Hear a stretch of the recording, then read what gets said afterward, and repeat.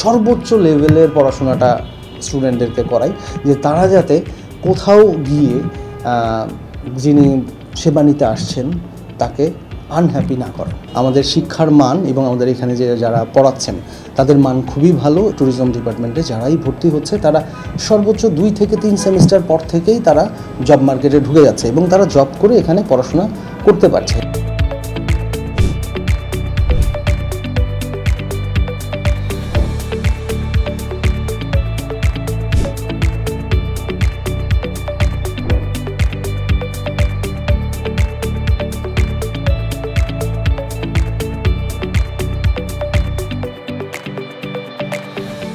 আমাদের যে শিক্ষার মান, যারা আমাদের এখান থেকে বের হয়েছে বা যারা জব মার্কেটে আছে, তারা কিন্তু আমাদের একটা ভালো স্টেক হোল্ডার এবং তাদের মাধ্যম থেকেই আমরা প্রচুর স্টুডেন্ট পাচ্ছি।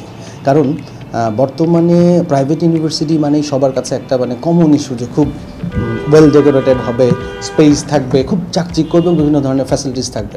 সেইগুলো আমাদের এখানে একটু কম থাকলেও আমাদের শিক্ষার মান এবং আমাদের এখানে যে যারা পড়াচ্ছেন তাদের মান খুবই ভালো। এই কারণে যারা এখান থেকে পাশ করে বের হচ্ছে বা জব মার্কেটে আছে তারাই আমাদের বড় ধরনের একটা স্টেক হোল্ডার। সেই জায়গা থেকেই আমরা স্টুডেন্ট বেশি পাচ্ছি। এক এক ফ্যাকাল্টির তো বা এক এক ডিপার্টমেন্টের তো এক এক ধরনের পড়াশোনার বা সাবজেক্টের পড়াশোনার ধরন আলাদা। তো আমি যদি আমার ডিপার্টমেন্টের কথা বলি, ট্যুরিজম অ্যান্ড হসপিটালিটি ম্যানেজমেন্টের যেই জিনিসটা সবচেয়ে আমরা বলে থাকি ছাত্রদের যে এখানে 100% জব অপরচুনিটি। কারণ আমাদের এই ডিপার্টমেন্টে, ট্যুরিজম ডিপার্টমেন্টে যারাই ভর্তি হচ্ছে তারা সর্বোচ্চ 2 থেকে 3 সেমিস্টার পর থেকেই তারা জব মার্কেটে ঢুকে যাচ্ছে এবং তারা জব করে এখানে পড়াশোনা করতে পারছে। এবং সবচেয়ে বড় বিষয় যে তারা যে পড়াশোনাটা করছে ওই জবের টাকা দিয়েই তারা পড়াশোনাটা সেরে ফেলছে এবং মার্কেটে তারা অলরেডি অনার্স শেষ করে যখন একটা নতুন ছেলে জবে ঢুকে, আমাদের ছেলেমেয়েরা 2 বছর পর থেকে মার্কেটে ঢুকে যায়, তখন 4 বছর পরে তারা অলরেডি তৈরি। তো এটাই হচ্ছে আমার ডিপার্টমেন্টের বড় স্ট্রেংথ। ট্যুরিজম হসপিটালিটি ম্যানেজমেন্ট নিয়ে যদি স্পেশালি বলতে যাই তাহলে হচ্ছে যে এই ইন্ডাস্ট্রির মানুষটা একটু আলাদা। এটা আপনি উফ করার আগে আপনার উফটা বুঝে যায়। আর পৃথিবীতে মার্কেট অ্যানালাইসিস করে দেখা গেছে যে পুরোটাই চলছে হচ্ছে মার্কেটিংয়ে বা ক্লায়েন্টকে হ্যাপি করার জন্য। তো এই ইন্ডাস্ট্রির পড়াশোনাটা হচ্ছে সর্বোচ্চ সেবা দেয়া, যে নিয়ে আর কি সেবা নিতে আসছেন গ্রাহককে।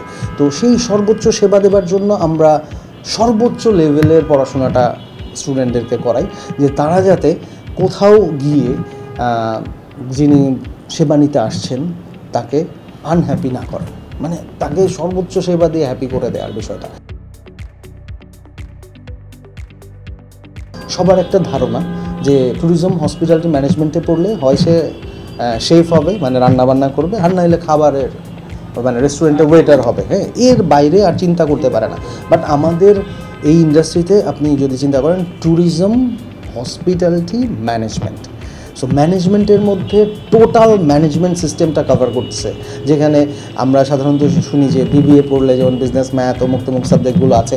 তো এই যে বিজনেস রিলেটেড যত এরিয়া আছে সব ম্যানেজমেন্ট কোর্সের মধ্যে আসতেছে। কারণ 140 ক্রেডিট তো প্রায় আমরা 50 থেকে 60টা কোর্সকে ঘিরে এটা ক্রিয়েট করেছি।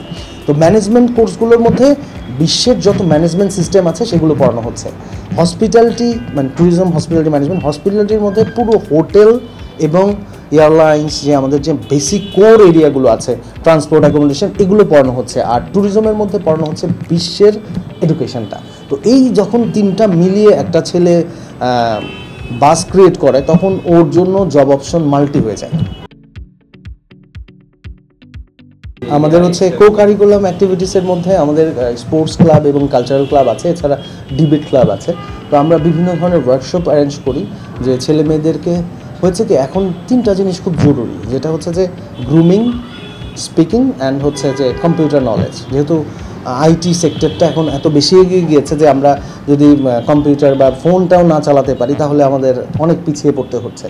তো আর ছেলেমেয়েরা গ্রুমিংয়ের ক্ষেত্রেও একটু সচেতন হচ্ছে, যে কারণ হচ্ছে যে কোথায় দাঁড়িয়ে কিভাবে কথা বলবে, কিভাবে হাত নাড়বে, কিভাবে দাঁড়িয়ে থাকবে, সেটা খুব জরুরি হয়ে পড়েছে। কারণ এখানে এই সাবজেক্টে বেসিক্যালি হচ্ছে 70% হচ্ছে আপনার প্র্যাকটিক্যাল, 30% হচ্ছে থিওরি।